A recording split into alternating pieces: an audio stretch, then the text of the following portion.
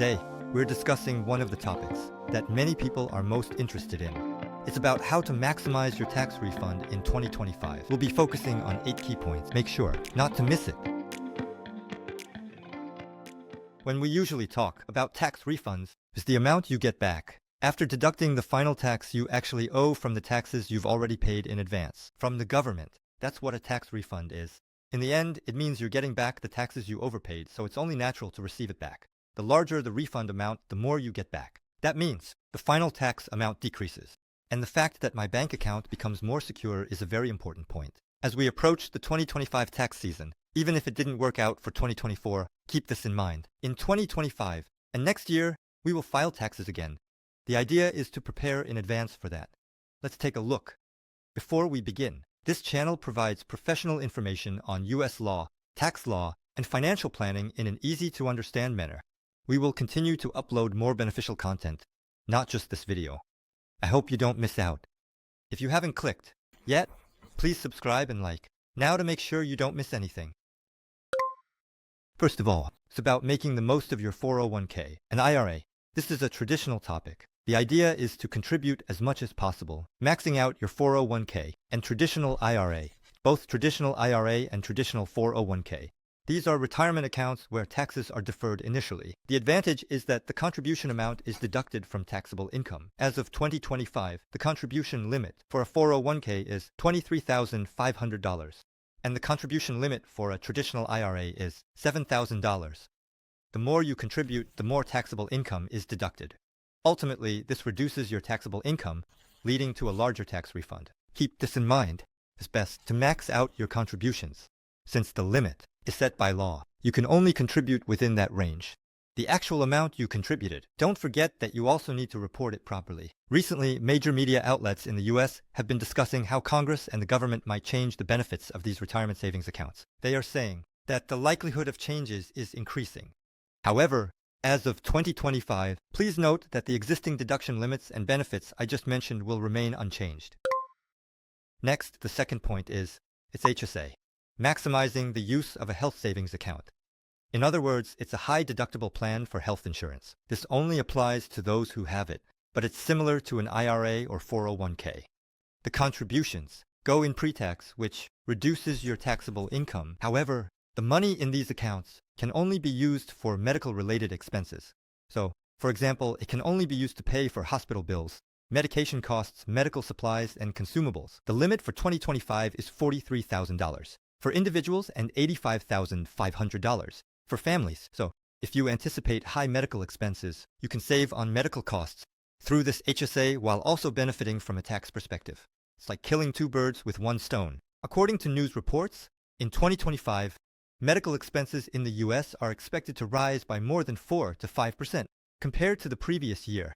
Therefore, I think you can effectively use a strategy to reduce both medical expenses and taxes by utilizing this HSA. Of course, I should add here that in some of my other videos, I mentioned that even if you don't have immediate medical expenses, there are ways to use an HSA in a manner that is even better than a traditional IRA or Roth IRA. So, I won't be explaining the content here today, but it's covered in a separate video from this one.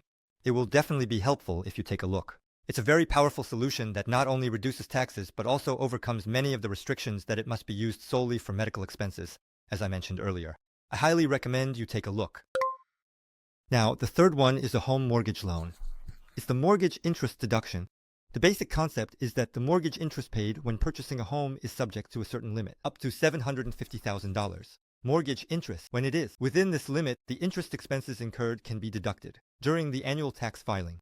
Interest can amount to thousands or even tens of thousands of dollars a year. For those eligible for this deduction, it can provide a significant tax-saving benefit. Especially now with mortgage rates having risen significantly, it's unfortunate to bear the interest burden. Yes, you should definitely take advantage of the tax benefits through income deductions. And regarding this as well, due to the 2017 tax reform, as I mentioned earlier, the mortgage interest deduction is only valid for principal amounts up to $750,000 until 2026. In 2026, the existing $750,000 limit might be removed and could potentially be raised back to $1 million.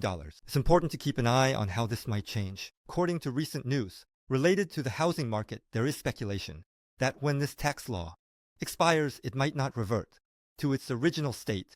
Is definitely something worth paying attention to. Fourth, let's make use of the child tax credit. It's very important for families with children. As of 2025, the benefit allows for a tax credit of up to $2,000 per child. Out of that, up to $1,700 is refundable, so even if your taxes don't amount to that much, you can still receive the difference in cash, which is a significant benefit. Of course, as I mentioned earlier, if you have taxes owed, you can reduce your tax burden by up to $2,000, not just $1,700. There's nothing to be cautious about. It's correct that this amount is up to $2,000 until 2025, but it's good to know that if the law doesn't change, it might decrease to $1,000 after 2025. If you have multiple children per family, the total deduction amount increases.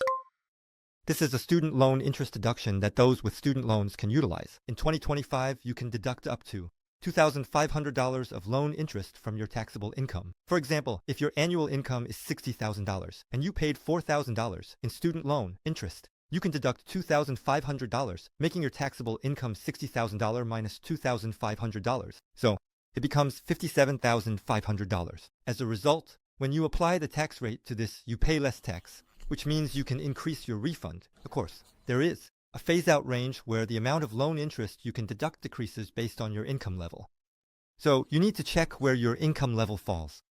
Recently, college, I can feel the tuition fees myself, but the rate of increase is quite high. As a result, student loan interest will naturally increase in the future. We should make the most of this deduction. Charitable contribution is a deduction for donations to charitable organizations. These are public benefit organizations recognized by the IRS. There could be various churches as well. Organizations like the Red Cross are included too. The Salvation Army and many other such public benefit organizations exist. You can receive a deduction if you donate money or goods to these organizations. However, there is a limit to the amount of charitable contributions you can deduct in a year. Of course, there aren't many people who fall into this category. Generally, for cash donations, you can deduct up to 60% of your adjusted gross income. It may vary depending on the type of organization you donate to, but it's good to be aware of these things. It's advisable to keep donation receipts or supporting documents. Next, the seventh point is the medical expense deduction. The deduction criteria are as follows. For the year 2025, it's based on AGI, adjusted gross income. You can only deduct medical expenses that exceed 7.5% of your adjusted total income. For example, if a person has an annual income of $100,000 and they spent $10,000 on medical expenses, then $7,500 is 7.5%, right? You can deduct the $2,500. That exceeds this amount. Applicable medical expenses include surgery costs, emergency room fees, prescription drug costs, and more. Of course, procedures for cosmetic purposes or amounts already covered by insurance won't be included. Medical expenses can vary greatly from person to person, and there are cases where you can actually get a deduction and cases where you can't. Therefore, it's something to be cautious about. But if it's a year with high medical expenses, this deduction alone can significantly increase your tax refund. It's definitely something you should take care of. Lastly, the eighth is the home office deduction. Here's who it applies to. Just because you work from home doesn't mean you automatically qualify. And if you're an employee working from home for a company, it doesn't apply to you. It's deductible only if you're self-employed or running a personal business. This includes YouTube creators, freelance designers, and others who run a business or are self-employed from home are likely to qualify. The method or scope of the deduction depends on the area or percentage of space used as a home office. You can deduct a portion of expenses like rent, electricity, and internet costs as business expenses. If you calculate this correctly, it can amount to a significant sum. I hope those running a business in this manner don't miss out on this. As I just mentioned, with the normalization of remote work after COVID, there seems to be some confusion about this. So, regular salaried employees do not qualify for this home office deduction. Only business owners are eligible, so please remember that. That's all for now. Let's look at these 8 things introduced above separately. Each one is a separate deduction or credit when viewed individually, but in reality, if you lump them together, the scale can become quite large. For example, maxing out your 401k and your IRAs. Also, utilizing an HSA. And when you add all these residual tax deductions, the amount of tax credits you can get back from the taxes you paid can be quite substantial. This allows you to achieve significant tax savings. Relative to your annual income, you can increase your refund amount. This doesn't apply to everyone, but for most taxpayers, I think at least a few of these can be applied. Today, let's simplify this a bit. I explained it in 8 parts, but it might be necessary to look into each item in detail. For example, the promotional event I mentioned as the 8th point earlier. In the case of the home office deduction, there are detailed calculation methods, or for the child tax credit, there are income limits. There are also things to be cautious about regarding donation deductions. If you need more in-depth information, I recommend checking out our previous videos and upcoming ones.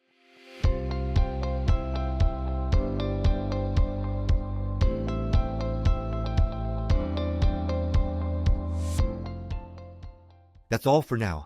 I hope today's content was helpful. As I just mentioned, I believe there are many people around you who need this kind of information. This channel is a space for growing together with you. Please don't forget to subscribe and like. I hope you can take away essential information next time as well. I also ask for your help in spreading this to those around you. Thank you.